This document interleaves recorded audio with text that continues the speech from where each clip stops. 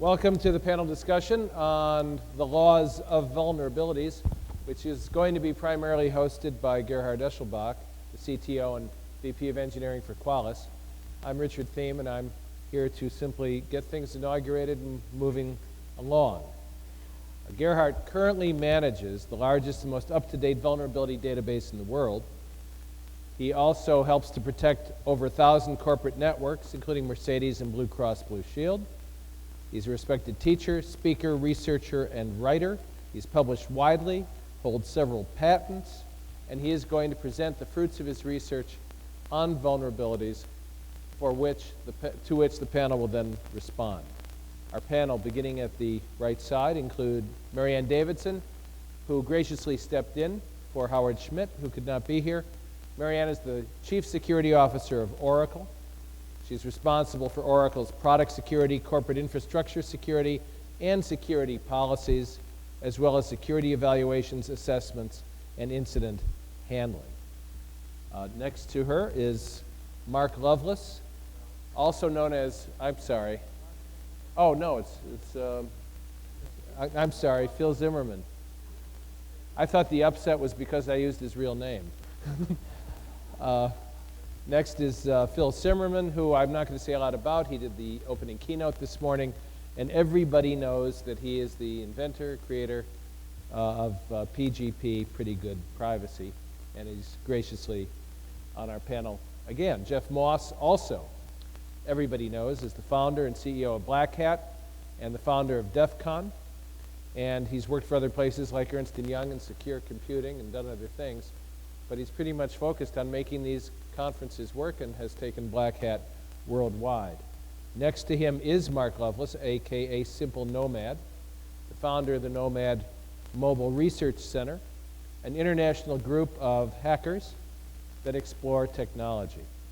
But by day, disguised as a mild-mannered senior security analyst for Vineview Corporation, he has spent years developing and testing various computer systems for security strengths.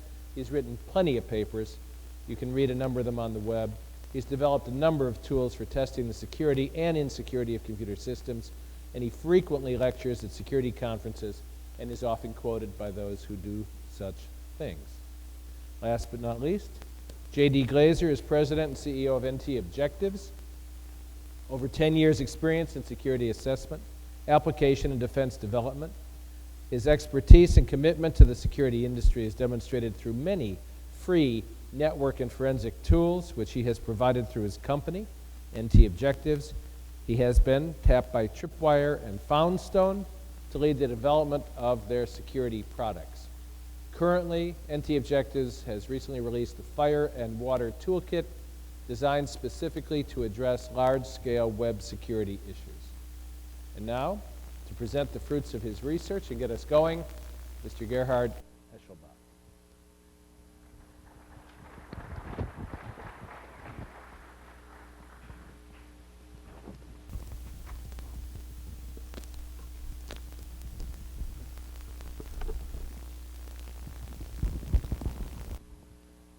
Good afternoon, everybody.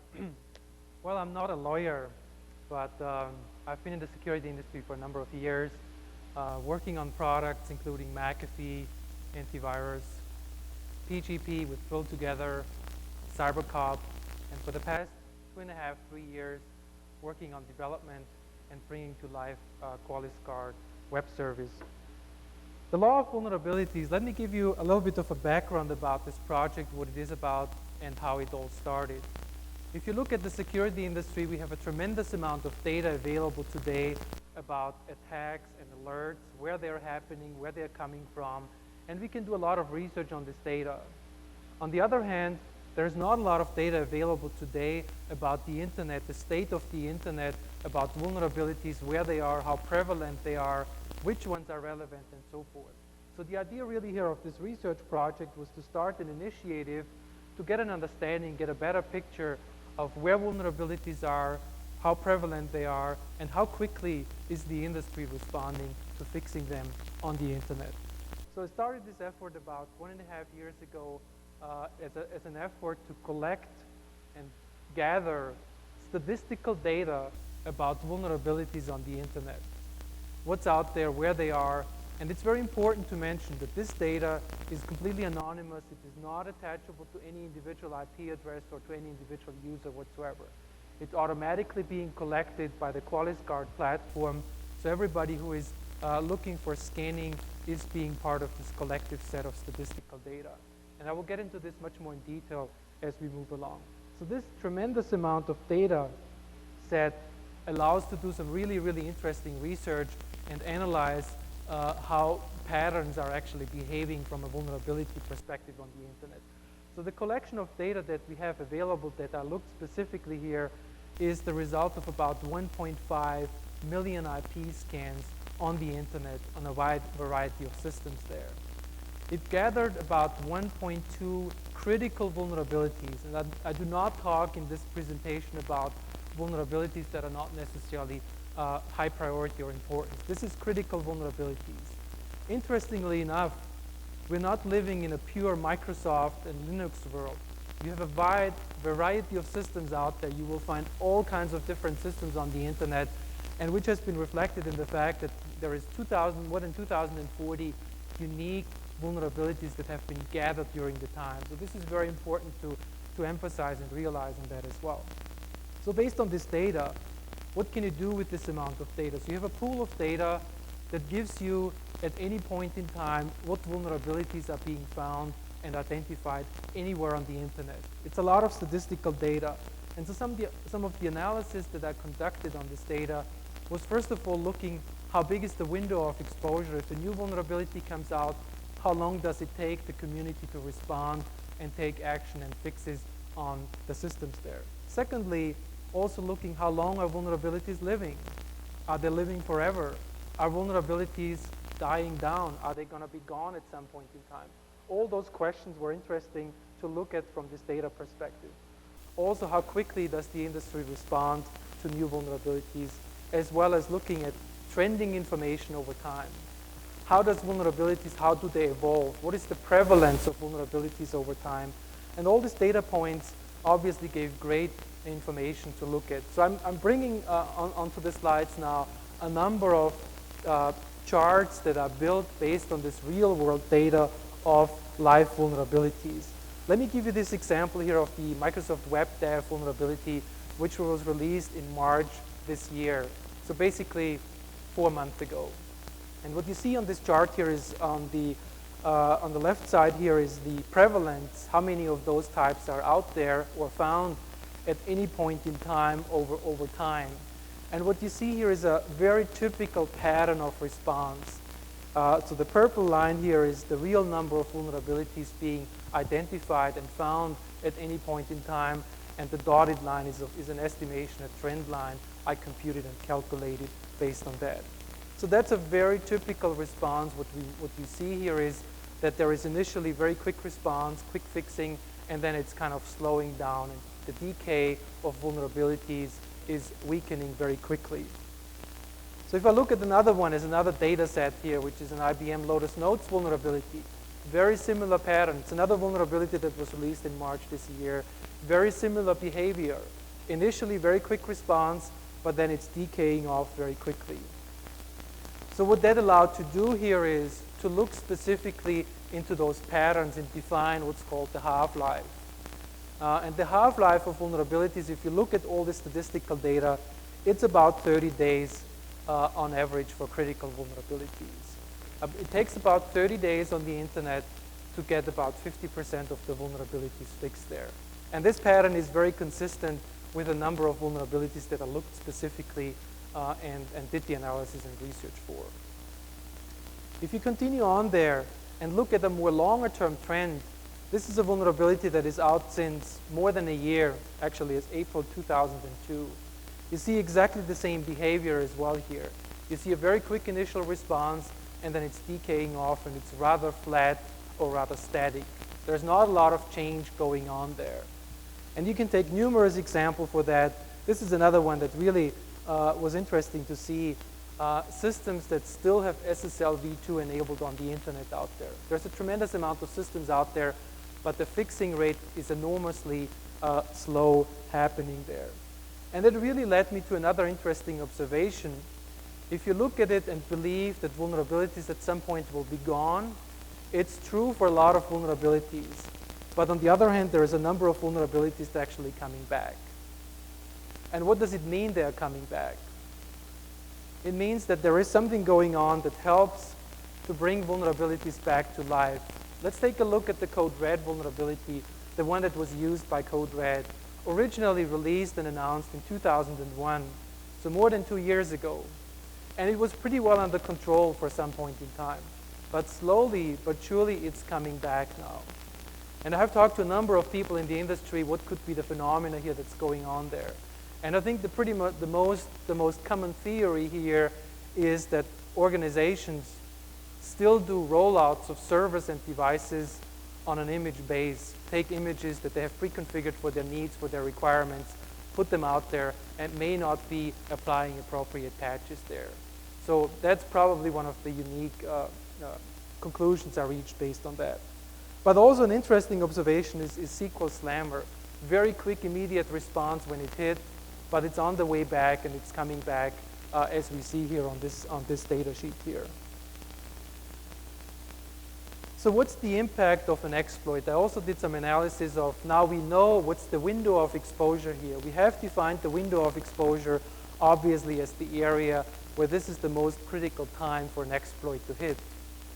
And if you do the correlation and the analysis, I looked at those vulnerabilities that I was referring to, and I came up with 80% of the vulnerabilities have an exploit available within the first 60 days. So within the 2 first time spans of the half-life, within 30 days, 60 days, within those 60 days, you have about 80% of the vulnerabilities, of the exploits available to exploit those vulnerabilities. So that's obviously a tremendous opportunity and a tremendous breeding ground for worms to leverage this window of opportunity and have available 80% of the exploits for those respective vulnerabilities. On a related but slightly different type of analysis, I looked into this data as well from a prevalence perspective. And what I was looking here is basically what vulnerabilities are out there and how frequent are they appearing on the internet. This is a collective data for the past 1.5 years. And what you see here is an interesting pattern of about 10 or 15 most prevalent vulnerabilities that are happening most frequently out on the internet. And so having this information available, looking into how this is happening from a trending perspective, is this changing actually? Are those 10 consistent or are they changing over time? And so I did some comparison here on a month-by-month base and took up here from July 2002 to January 2003 to July 2003. And you see an interesting pattern here of a sliding window that's happening, which allowed me, and I did this for pretty much every month in the year. I just published here the month that I'm talking about here. And when I look at the overall picture, it's about 50% of the most prevalent vulnerabilities at any given time are being changed during the year and are being replaced by new ones. And the most popular example that you all are familiar with is the DCOM vulnerability that was announced 16th of July, just a few weeks ago, 2 weeks ago. It made it into the top 10 within the first 2 days. That's a typical example of how this shift is actually happening in real time. So it's not a static list of vulnerabilities that are happening, but it's a small confined list of the ones that we need to be alert and that we need to be aware about. So let me give you the 2 recent examples, which I think are pretty telling here.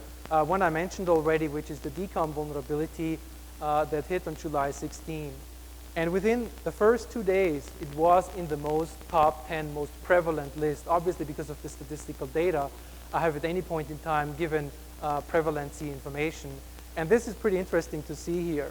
It's since July 20, for the last 10 days, it's ranking #1 vulnerability. So there is certainly a clear opportunity, and I think the messages are already out there about a potential larger scale attack on this particular vulnerability. So the key message here is this is something that I think is changeable, and I will come back to this with specific ways how those patterns can be defeated with. The next example is Interestingly enough, the Cisco vulnerability hit the same day, but it never made it up to the top 10. It's right now ranking 29 on the top most prevalent list. So we're not even publishing it as one that's part of the most critical list there. And why? I think there was a tremendous amount of effort by the vendor in this particular case to really make the fixing a success out on the internet. I think this was an extremely well-coordinated effort from the vendor side to make sure this vulnerability is fixed before it can be exploited and before it can be used as a larger scale attack. So there is factors like that are clearly part of the decision tree and as part of the impact on vulnerability prevalence and exploitability. So let me now go to the step of summarizing all those points being made here so far and summarizing the 4 major points, the 4 major laws of vulnerabilities. The first, the half-life of critical vulnerabilities is 30 days. That's based on all this data we have available. And it doubles with obviously lowering degrees of severity of vulnerabilities. The second one, we talked about that, it's about 50% of the most prevalent vulnerabilities are changing during the course of a year. So it's not a static list, it's a changing list during the course of the year. The persistence of vulnerabilities is another interesting subject. We mentioned about the fact that some of them are coming back. So the life of some vulnerabilities is unlimited, and it's been unlimited until those types of technologies are eliminated, which is in a lot of technologies that we're using today, very unlikely going to be the case. And lastly, 80% of the exploits are available within 60 days of the release of the vulnerability, and therefore are right within the window of exposure. And that's really part of what we'd like to discuss now in the panel discussion with the team here to find out. And I will then come back at the end and we'll give also some suggestions on what we can do. Thank you so much.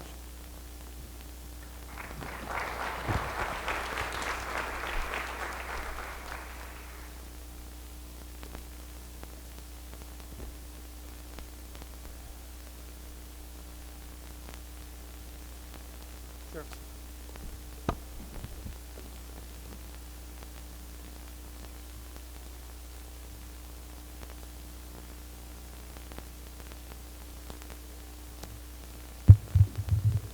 Okay, who would like to respond?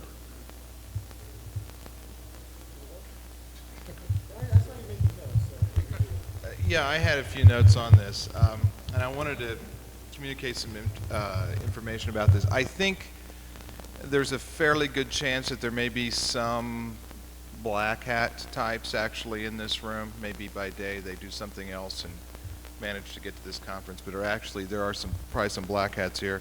I thought the curve stuff was interesting in a lot of this. However, the thing is that there are already a large number of black hats that are aware of exactly, I mean, this has always been the case. The black hats have known that if they start going out and using these exploits, immediately someone's going to figure it out and someone's going to start patching and whatnot.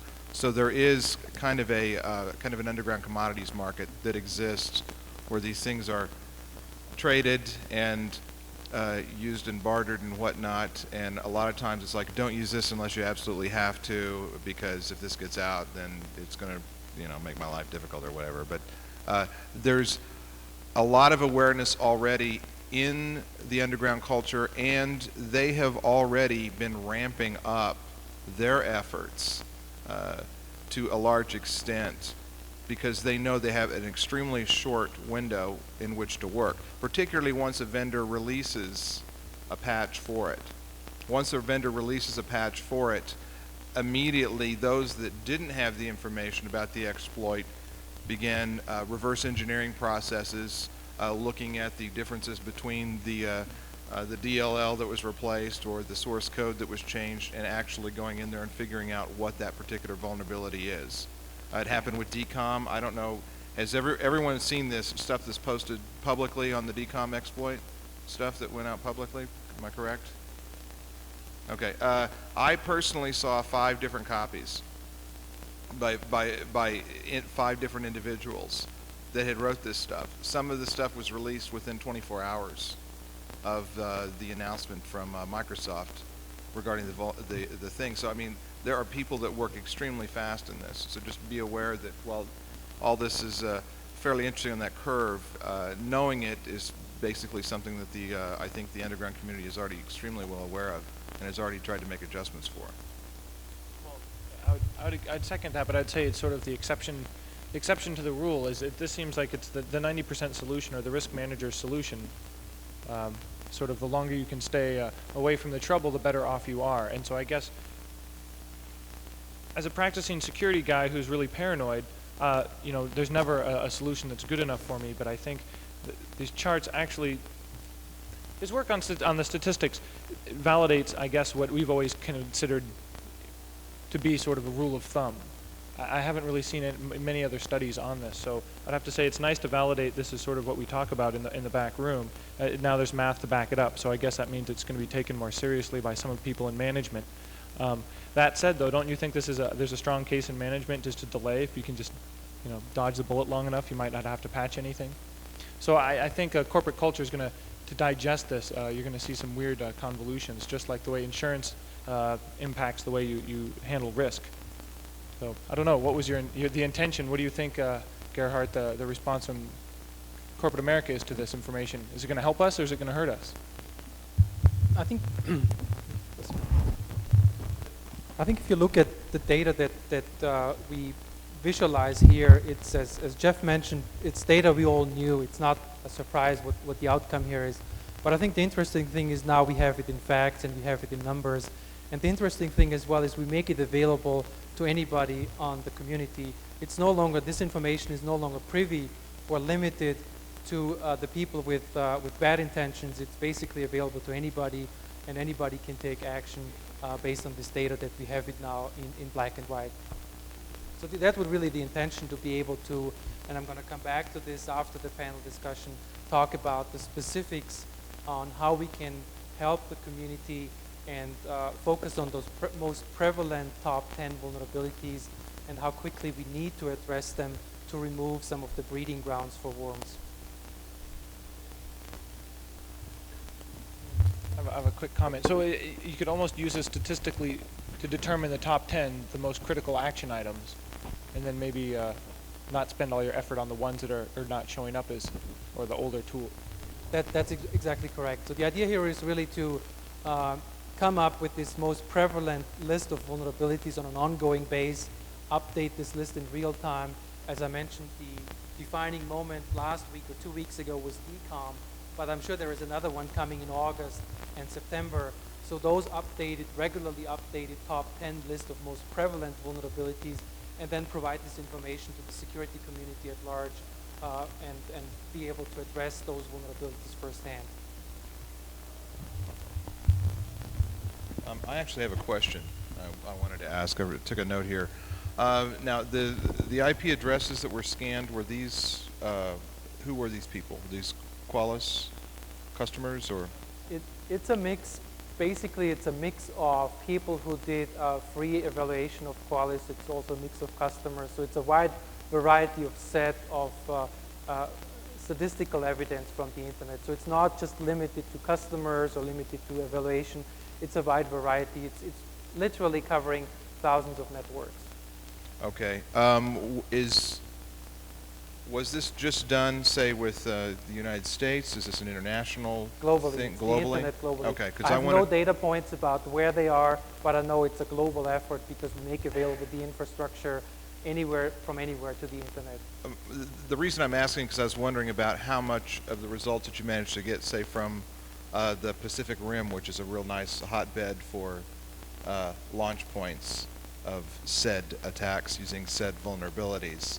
And I didn't know how much data that you gathered from those, because in a very real sense, when you have things like denial of service attacks or worms or whatnot, using those areas as launch points and everything, it would be good to gather more data from there to see if by region if it made if these worked out the same. Part of the requirement really was for us to keep this data completely anonymously. I have no data visibility into where they came from, and that was a very important requirement on when we set up this project. So I have no data about where those vulnerabilities come, but within 1.5 million scans, you can assume that they pretty much cover the whole world. The one thing you have to assume then is the people, these 1.5 million scans were performed by people who had enough of a clue to determine that they needed a scan. Right. So I have a feeling that if you actually applied this to the internet as a whole, it would be much scarier. So. I think you have a very good point here.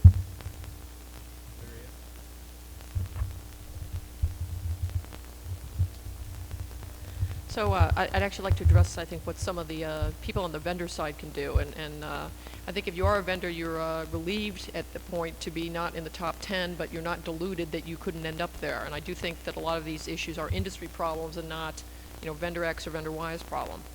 So one of the issues that comes up is an interesting dichotomy. Occasionally, researchers will complain that when vendors do release alerts, they don't publish enough information in there.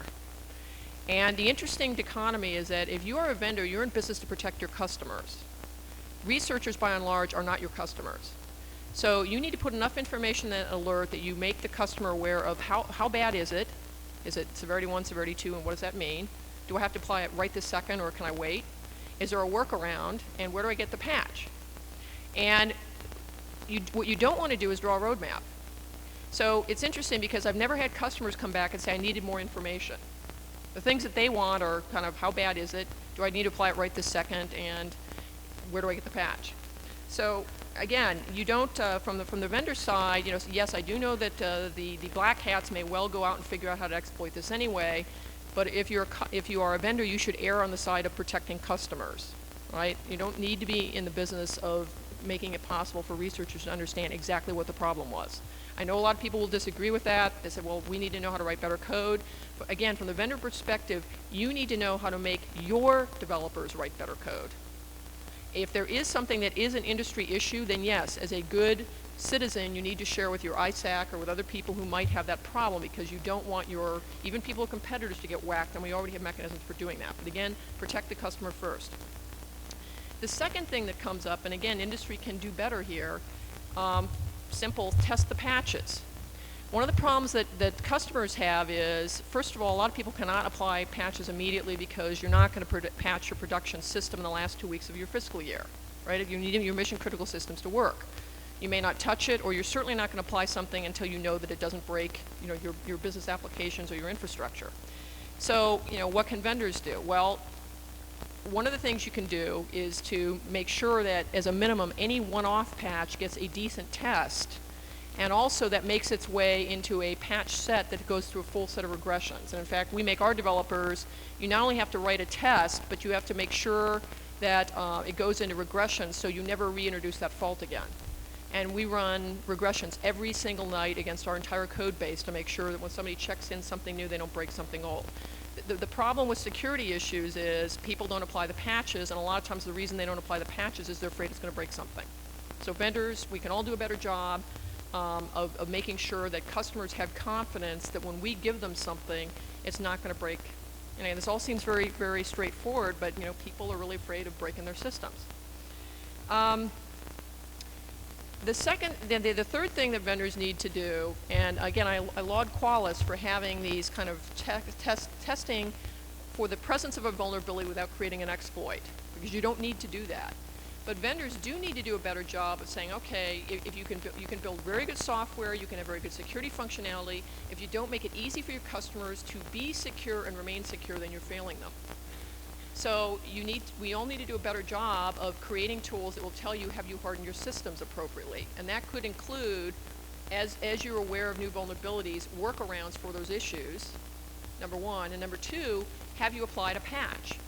Now, have you applied a patch? You don't necessarily need to create an exploit to be able to tell their customers whether they've applied the patch or not. In fact, there are other reasons for you to do this. For example, somebody calls up your support center and says, I got this problem. Okay, what version are you running? Well, I'm running 8.1.7.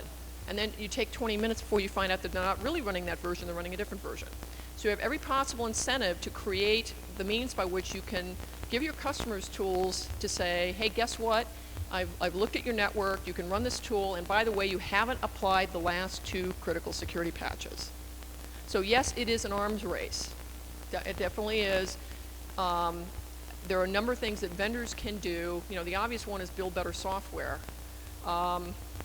what I'd like to see happen, one of the things I would really like to come out of Black Hat is the same creative energy that some of you are using to create exploits. You use that same creative energy to help people have automated ways of building better software, because even the vendors and all of us really have the mantra, you train all your developers, you make it part of their compensation, you have good development processes, you do all this testing. All it takes is for somebody to miss 1 out of 20 buffer overflow conditions, and it still costs you $1 million to fix the hole, and people make mistakes. I've seen a lot of people come in my door trying to sell me some whiz-bang thing that will do such and such, and almost nobody who can really solve the real problem, which is help me automate better, secure coding practice. That is a godsend, and you know, if you can take all your creative juices and put it on helping people do a better job, I guess you're putting yourselves out of business. So maybe it's too much to ask, but really most people want to build better software. We just need more automated ways of doing it. JD? All right. .NET.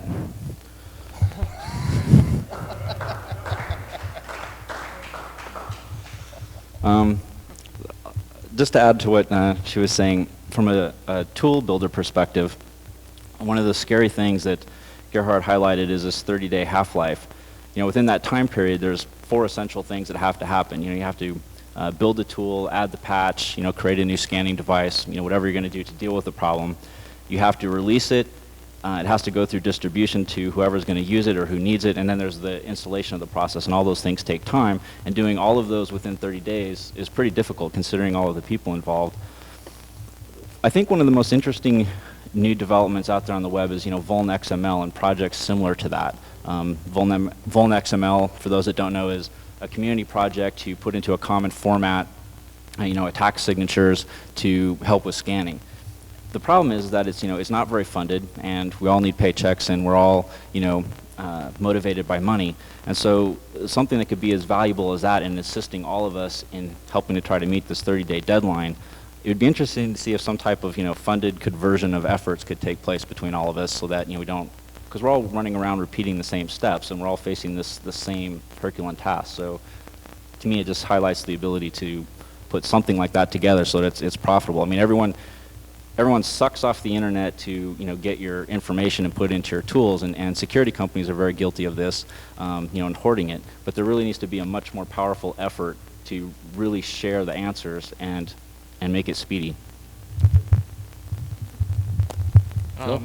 You know, in response to your question about automated tools for improving the security of the code, there is a programming language called Cyclone that is a variant of C that makes it very difficult to write code that allows buffer overflow attacks. It seems that so many of these attacks, so many of these vulnerabilities are buffer overflow attacks. I don't know what the percentage is. Does anybody know how prevalent that is in the total number of vulnerabilities? Yeah. So this may seem to be kind of draconian to suggest this, but if everybody converted all their C source code to Cyclone, which is very close to C, only minor tweaks to the syntax of a few things involving pointers would be necessary, and then your code would probably not have any more buffer overflow vulnerabilities. So there, 70% of the vulnerabilities would vanish. That's an automated tool in development. Yeah, well. Yeah, I don't know if that would do it, but yeah, and I can't guarantee that. I'm just, you know, I looked at the programming language and spec, and I saw they designed it specifically. I guess whoever designed it just was driven entirely by buffer overflow fears and designed the language to prevent that. I have other things to say unrelated to that, but. Go ahead. Well, go ahead. Go ahead, Phil. I could say in my own personal experience with PGP that that there's, you know, when I look at the public awareness of vulnerabilities that have been found in PGP when we've had bugs, they really rake us over the coals, and because because of the difference in trust. There's been 2 or 3 examples of vulnerabilities in PGP that have been fixed very rapidly, but it was a very traumatic experience because of the public reaction to it. The public reaction to vulnerabilities in Microsoft software is apathy, you know. Everybody just rolls their eyes and say, oh, there's another one, you know. Nobody worries about backdoors in Microsoft software because no one cares, because they think that the actual bugs in there are probably more exploitable than any backdoors and more real. But in PGP, because of the enormous, the politics of trust, because of the enormous trust in the product, you know, we have to be held to a higher standard, and so we're traumatized a lot more about it. The worst experience we ever had was, we have a feature in PGP called the additional decryption key, which is used to have corporate access to encrypted data, and we had a vulnerability in that, and they killed us over that politically. I mean, everybody hated the feature to begin with because it was put in during the crypto revolution when we were in a pitched battle with the FBI, and so when they found the vulnerability, nobody informed us in advance to give us time to fix it. Instead, the guy that found it gleefully announced it publicly, you know, and there was this sort of this kind of festival of revenge against this feature that everybody hated, which nobody had to use, you know, but we were caught with our pants down, and we had a patch out within 18 hours of finding out about it. It was an absolutely horrible 18 hours. Anyway, when I see just every couple of weeks another vulnerability from in Windows, I kind of envy the luxury they have of the public not caring about it, and being glad that I'm not them, because the public has more trust in my product. So, yeah. Just on your comment as far as the apathy goes towards, and this doesn't just necessarily apply towards Microsoft. It applies to a lot of large companies. Basically, what it boils down to is you have a lot of large companies that are pushing software out the door as fast as they can. Essentially, what they're doing is they're feeding us shit sandwiches is what they're doing. Okay. And I don't care if you say, all right, we changed our process, we're using really good bread, okay, we put some honey Dijon on there, okay, this is fresh shit sandwich that we're giving. It doesn't really help. I mean, there are some things, some processes that have been put in place by a lot of these companies. Microsoft's a real easy target because, I mean, I've looked at some of his next slides coming up, and there's, you know, list of vulnerabilities, the top 10, and Microsoft's half of them. I mean, there are other companies that still are doing the exact same type of thing, and I agree with the comments that we do need better coding practices. I like the suggestion of let's come up with some automated processes to try to catch this on the front end. It should be obvious to anyone right now that the whole thing is just a complete broken system.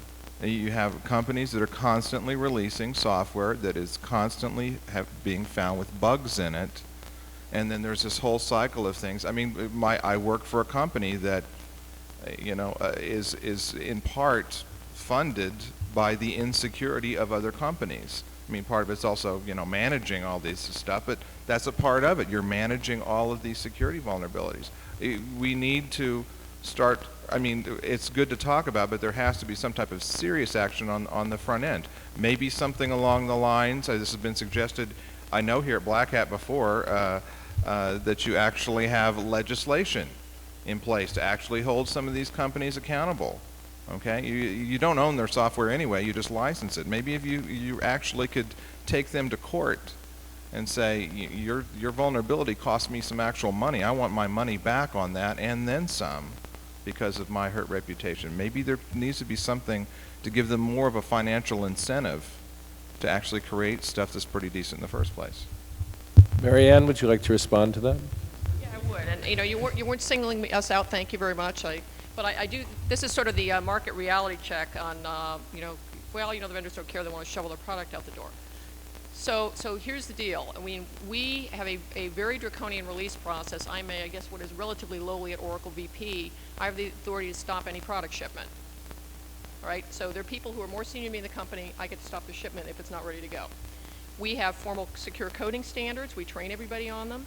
We have a formal development process, and security is part of every step. It's functional test and design specifications. We have release checklists. One of the things that we do is make every single component owner on the bill of materials complete a questionnaire that we've designed to try to weed out common security flaws.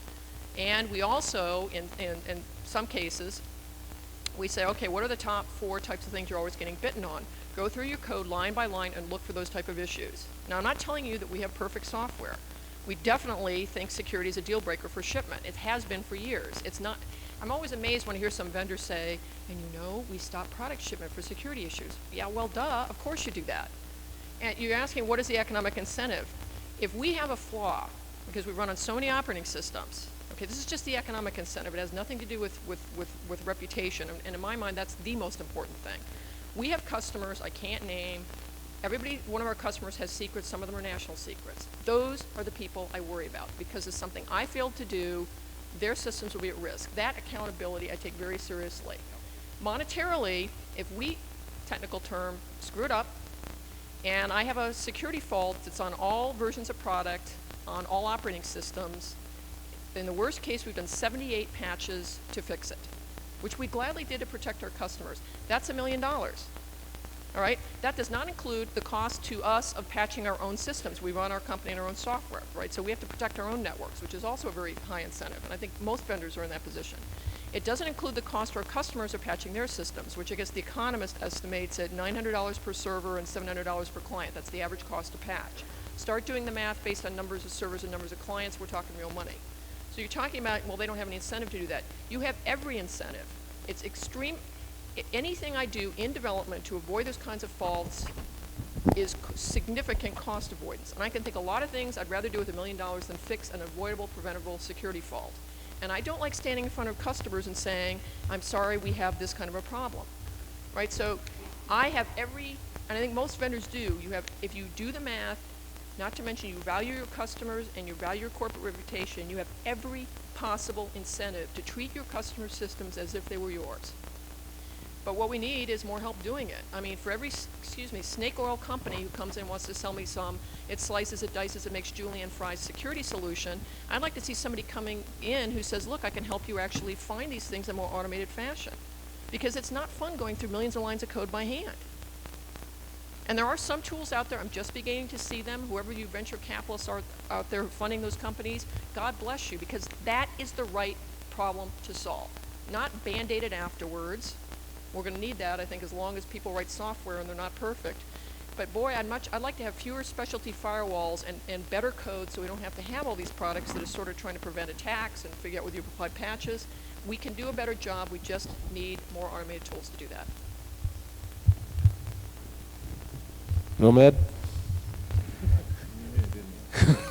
I just wanted to point out that as the bright attackers, the top 10%, I guess, the non-script kiddies that are developing exploits, I guess Stack Overflows are old news, and a lot of the newer ones are being done in heap overflows, and that's kind of interesting. But everybody is looking forward to the day of, even if all the overflows are killed, there's still the double freeze and the off by ones and more esoteric, more complex code problems, and it makes actually some of the bug hunters happy, because that means only they and their friends will have the skills to find these vulnerabilities.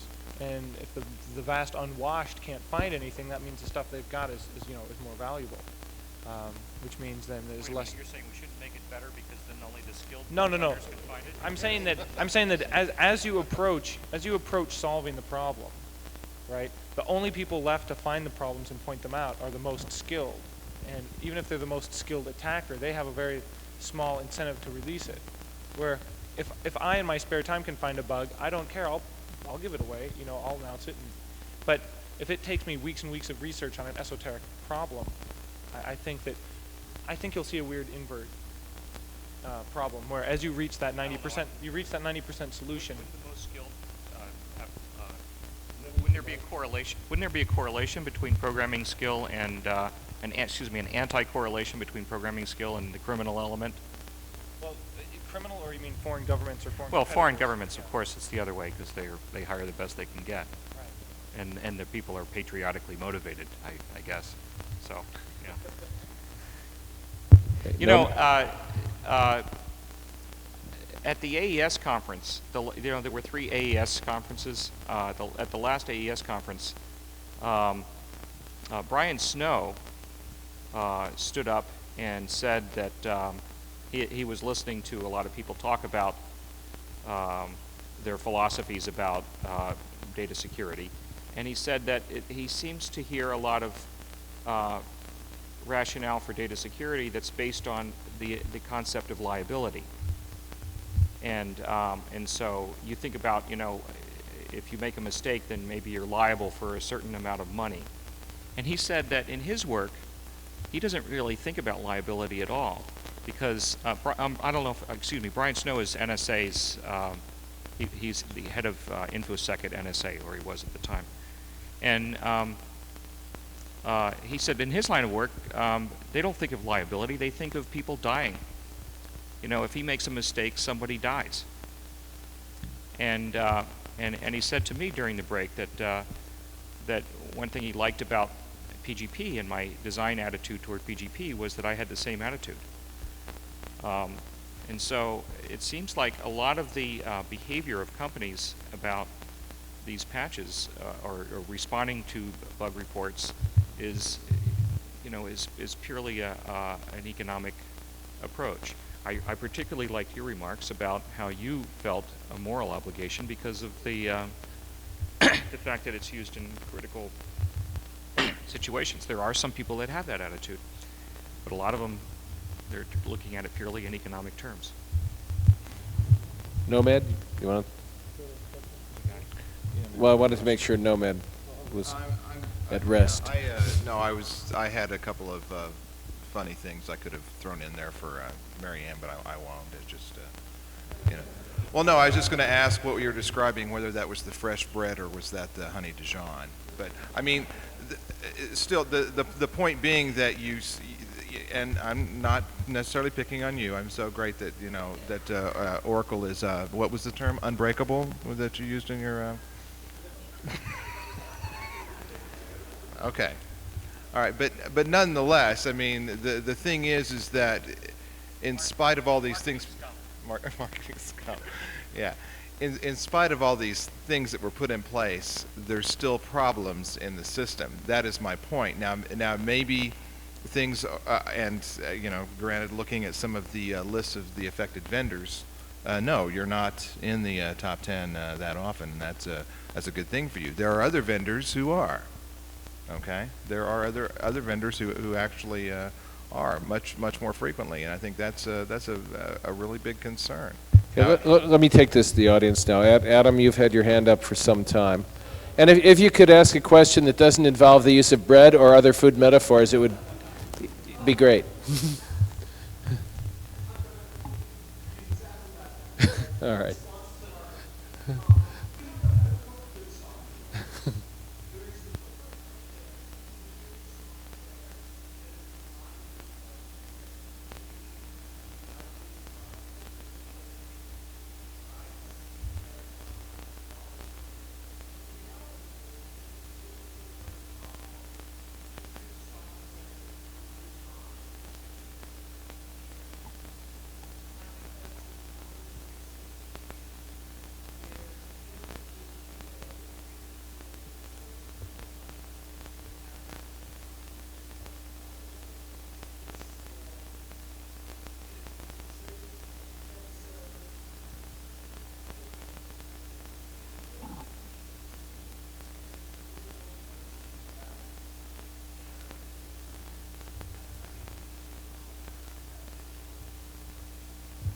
Mary Ann? JD? I just want to add a little bit to what you're saying, because I agree with that. I think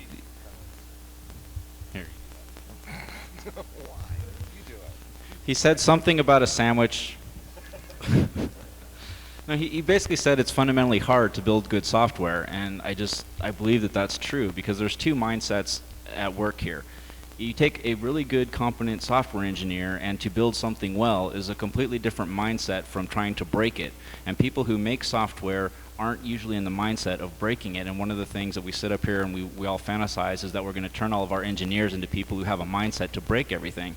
And if we had a magic tool that eliminated buffer overflows, people who want to break into something are just going to look for another mechanism to break into something, and then we're right back to where we started. So it's much more than just saying we're going to improve our quality, or we have some current software problems that are easy, but it's far more than that. There's two different things at war here. You mentioned the evaluated products list. One of the things that does need to change in the market for things to change is people do need to be more discriminating consumers, and that doesn't mean I'm blaming the victim. But one of the evaluations, and we've done them for years and years, and we've begun extending them actually to more and more products. Formal security evaluations certainly do not create perfect software. I don't think anything does. But one of the things that it does is it forces you to a decent development process. And let's face it, at least 90% of this issue is cultural. I think there's about 90% ignorance and 10% hubris in the development community.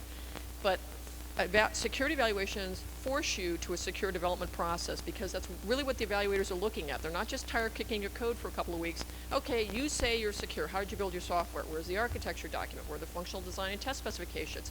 I want to look at how you store your source code. In fact, I'm going to look at your source code. So having done them for years, one of the things that has happened for us is it's sort of baked security into the development process and into the development culture. Now, customers, actually the federal government, specifically DoD, has made a really good stand by saying, and they claim they really mean it this time, it's in the Defense Authorization Bill, that for national security systems, they will only use evaluated products. And what is a national security system? Well, it's not just super secret spy databases. It includes things like the human resources system for the armed forces. If the U.S. federal government, which has huge purchasing power, really means it this time and they stick to their guns, it's going to change the marketplace, because people will have to change the way they build software. They won't just be able to throw it over the wall and have somebody debug it for them. That is not going to create a perfect world, but it will. I've seen even small vendors say, hey, listen, I've got to deal with this evaluation thing. I need to do it at a reasonable level of assurance, which means I have to change the way I build software. That is actually a great thing.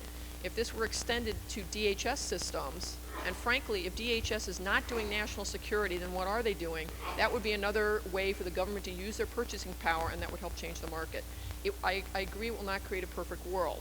In fact, although we've done evaluations for years, we've extended what that is to do different types of risk assessments. In fact, we created a hacking team whose job it is to break our own networks and products, because that's another thing that we can do to help make sure that our products are good before they leave the gate. And then what we learn from hacking goes back into the development process. So there is no magic bullet, but there are a lot of things you can do. And quite honestly, at the end of the day, if you buy buggy, crappy software, you're going to get buggy, crappy software. If you start holding your vendors' feet to the fire and making security a purchasing criterion, the market will change. And if you don't, it's not. Question? Yes.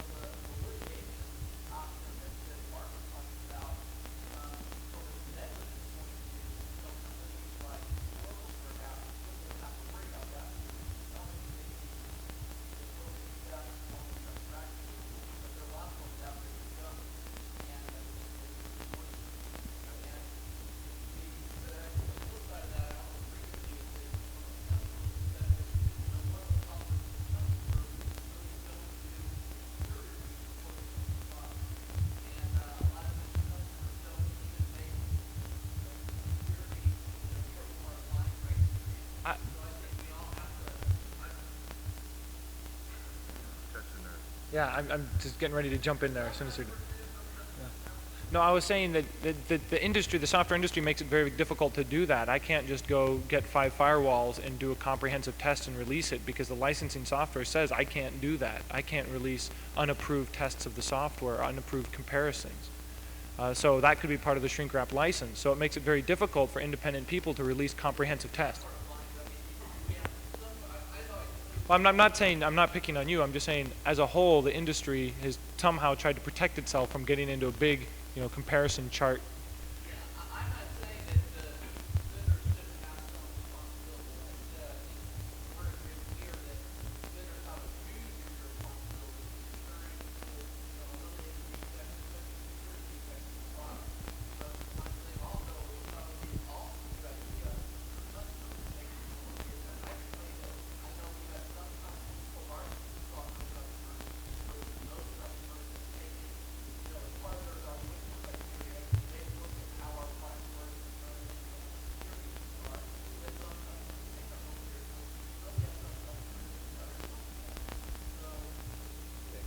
Question in back? Yes.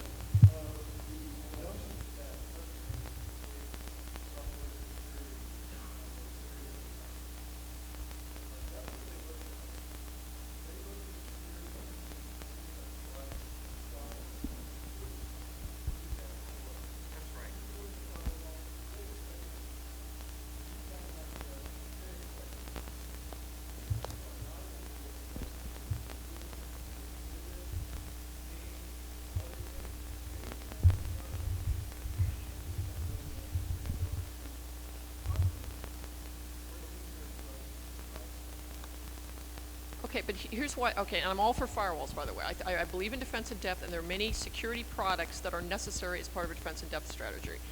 But here's the deal: if somebody, to give you an example, and again, I'm not averse to a defense in depth.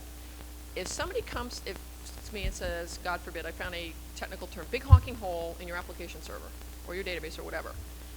What is the conversation I'm going to have with them? Is it going to be, well, do you have one of those specialty firewalls that prevents certain class X type of attack? Oh, you do? Great, because I'm not going to fix this. They're going to have my head. So the reason, I found for all the other reasons why customers should make this a purchasing criterion is you need to look at the all-in cost of ownership. A lot of people think it's the license cost. Wrong. No, let me just finish my statement. Let me finish my statement, please. If you are constantly patching your systems because the vendor didn't do a good job, that is a cost of supporting that vendor's product. One customer I know, and thank God it wasn't our software, I'm not naming names, said, but it was an extremely big defense customer, said, and they spend the cost of vendor X's software over again applying security patches. That's double the license cost. So at the end of the day, if you don't make it a security purchasing criterion, it's either pay now or pay later. Do you need, IDS systems? Yes. Do you need antivirus? Yes. That's all prudent. Do you need firewalls? Do they protect against certain classes of attacks? Yes. But they're not going to save you if your enterprise software vendors do a rotten job of it. You're going to have to patch those things anyway, and you're going to be vulnerable anyway.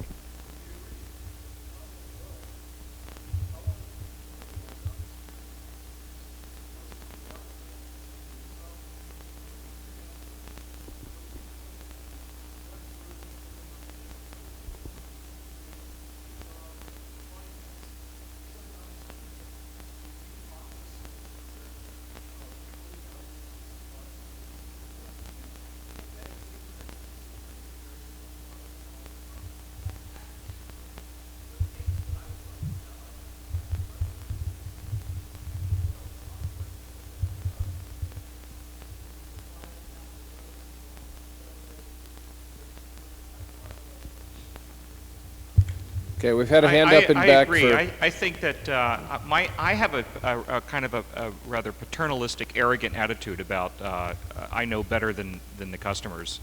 I think that yeah, yeah.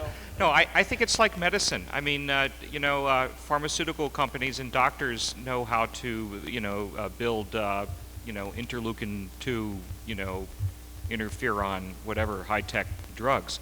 You don't have the customers tell you that they want you to build it this way. in back, you've had your hand up for some time.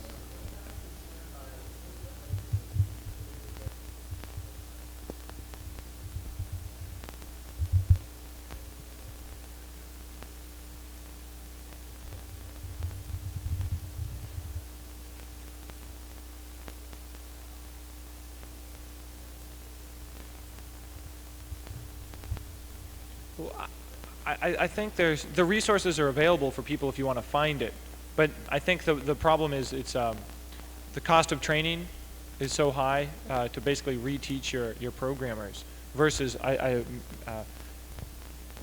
automated scanning tools, and also if you were truly starting a product from scratch and you had a whole team of secure program developers, it would take years for your code to get out, I would think. I would say who's starting a new product from scratch? You don't write Oracle from scratch each time. You already have this code base you must maintain, right? And so that's why scanning code audit tools are so interesting to you, because you have such legacy code. But if you could build the super programming team that never made a programming fault and could start from scratch, well, we actually have a relatively new product, and that has already goes through the same development processes, and we put it through the same development processes. Now again, the economics for us, I sort of have two factors. One of them is because we run on so many operating systems, it costs us a boatload. Okay, that's, again, I hate to put economics first because you think that's all that motivates me. But at the end of the day, it's much more than that. I mean, the company started, I think probably a lot of people know this, the Central Intelligence wanted a commercial relational database. That was the contract, it was Project Oracle, and that was the founding of the company. So we started out by helping someone protect national secrets. That's part of our corporate culture. I'm accountable to them. I'm accountable to every customer. But yes, I've had 4 CIOs of the 4, with respect and affection, professional paranoids in front of me. Those are the people I worry about. So, is it a, again, it is a moral issue. You are accountable to your customers. They trust you. We tell them to run your mission critical systems on our software. It means that they better be able to trust it. I think this is something, the real issue across the industry is cultural. Security has always been somebody else's job. It's the security team's job. It's the funny people, wearing uniforms at the front desk job. Wrong. It is everyone's job, because most security faults are not a failure of the security mechanisms. They are a result of bad programming. So I tell every developer, you personally are accountable for every line of code you write. It is not the QA people's job to make you write better code. You have to write better code. JD? I don't find that statement to be true. I mean, there are mistakes, there are bad coders, but there's a lot of good coders. I'm sure you have a lot of good coders on your team. But let's say you instituted government evaluations and you came up with good guidelines for security. Well, who are you going to keep out? I've seen C2 was great at keeping regular people out. C2 doesn't keep. So you think today? I mean, who's really tried to exceed it? So my point is that coming up with all of these regulations, do good coding for well-designed software doesn't meet the criteria of keeping people who want to really apply their brain power to breaking it. You mean the example of having to downgrade your crypto to be FIPS compliant on certain products? Oh yeah. Yeah.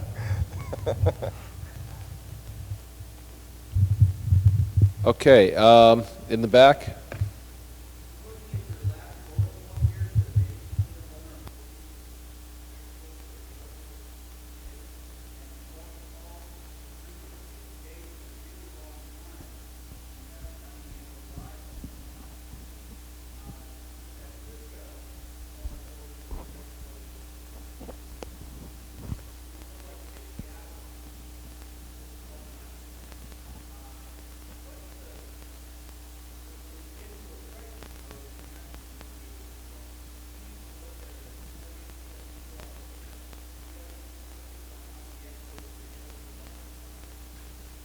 I didn't look at specifically within the hours, but I think you're absolutely right. We have seen a trend of vulnerabilities and exploits becoming out within hours there.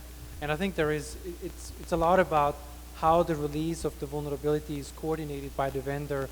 That's going to deliver a lot about the success, how we can survive the particular exploit. In this case, like the Cisco case was a phenomenal example. I think how it was handled and how the internet got fixed before it actually became out to the wild. I think a lot of it is depending on the individual vendor coming back, how it's being handled. But I think on a bigger picture perspective, if you take the bigger numbers, it's about two half-lives roughly, where you see about 80% of the exploits coming out there. But I can go back actually to the data and look more specifically within the hours. It's an interesting suggestion actually. Yes?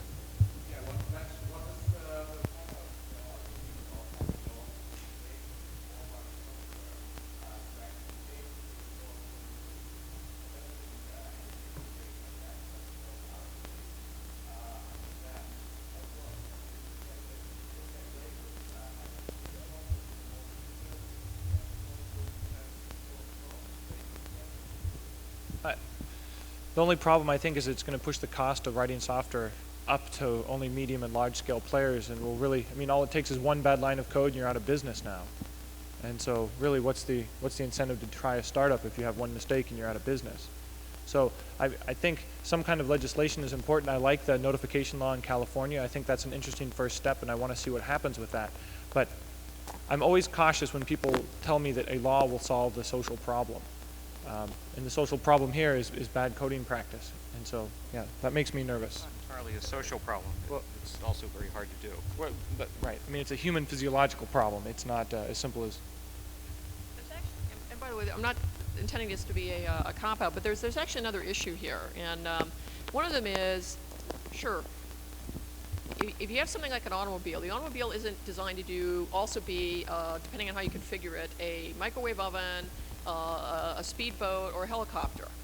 One of the challenges you have with software is that so much of it has to do with how is it used, how is it configured, and what else is it working with. In the case of things like packaged applications, depending on who the vendor is, so much of it is customization. So again, that doesn't mean that the vendors, oh, hey, I'm off the hook, it's somebody else's problem, but realize that when you deliver a product, in some cases you don't really know how it's going to be used, and there are interdependencies with all these other things. So that does make it more complex. Part of the nature of software itself is that it is going to be prone to faults because it is large, complex, and a lot of working parts, and a lot of that complexity has to do with how it's used. Now again, if all else fails, the market will remediate. So when you do have some of these things passed, even if they're well-intended laws that aren't well written, such as SB 1386, it's going to force people to do certain things that in many respects they probably should have been doing anyway. And that's not all a bad thing, because the market ended up pricing everyone, say you're all going to have to do a better job, because now the companies who buy your software or implement it are going to be held accountable if certain types of information is breached. Yes.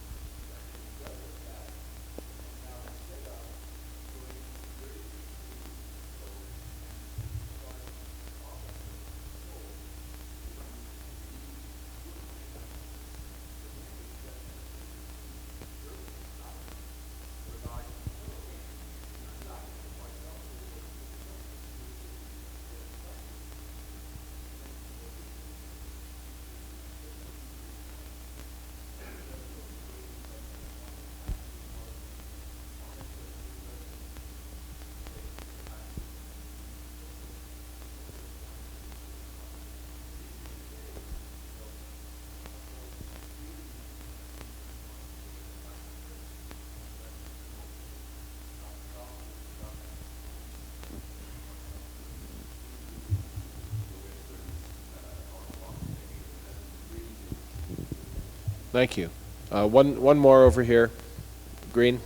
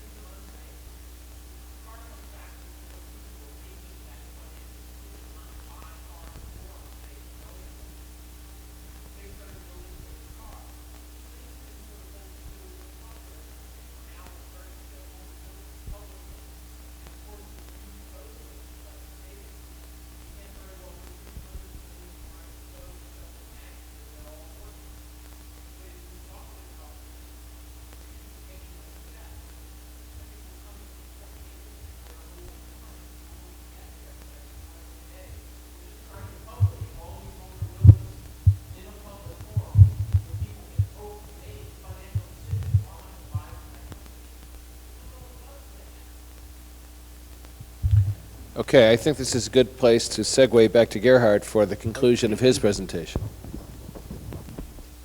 So where are we going from here? I think the intention here fundamentally is to shorten the cycle, shorten the half-life, and take a look in where can we eliminate or remove or shorten the window of exposure, make it smaller, make the window of exposure smaller. And I think there's basically two attack points here that we can see on this slide here. Certainly we can eliminate, we can make the half-life shorter, but we can also make sure that vulnerabilities are not reappearing as they were gone or supposed to be gone before. And so the intention here, I'm asking all the audience here for support that we come back in a year from today, in 2004, at the conference, and hopefully we have achieved the ability to bring back the half-life of 30 days into 15 days, which means we have a window of exposure of 30 days rather than 60 days, what we have today. So what are we doing from our end to support that initiative and that effort? We have built up a blog that we made available, and we invite all of you, or those of you who are interested in, www.vuns.com, become a contributor, discuss on a continuous and an ongoing effort the law of vulnerabilities, as well as the top 10 most prevalent vulnerabilities. And that's something we will be continuing updating as new vulnerabilities are becoming into the top 10 prevalent list. We're going to update the top 10 list there. And this is a continuous effort. It's going to be again published on www.vuns.com, where we continuously see when new vulnerabilities are becoming as part of the top 10. They will be immediately updated on this page as well. We also have made available a free assessment scanning tool for the top 10. So again, as the top 10 changes, as I mentioned before, it's about 50% of the top 10 are changing during the course of a year. It's being continuously updated and free and available to the community as well as a service. And that hopefully should get us closer to the goal to come back in a year from today and be able to say, this is where we are today. We have accomplished to shorten the half-life of vulnerabilities. At this point, I wanted to point out the current top 10 vulnerabilities that made it up to the most prevalent and critical vulnerabilities. As you can see, the DCOM is obviously on there. It's sorted by CVE ID, so it has no particular order within those top 10 here. And what's interesting to note here as well is it has on SSL v2 servers being enabled. So that's probably one of the priorities that you all may want to go back and look at your infrastructure and your environment. Do you have any servers that may be still serving SSL v2 somewhere in your infrastructure? And then again, I wanted to invite all of you to our weblog, become even contributors, or just come in there and read the contents about the law. And it's going to be an ongoing discussion here where we'll be using this as an infrastructure, as a platform that we make available to the community, and hopefully come back in a year from today and report some updated good progress on the goal that we have set out here. At this point, I wanted to thank you all for listening. Thank you for coming particularly, and thanks for all the interesting questions as well.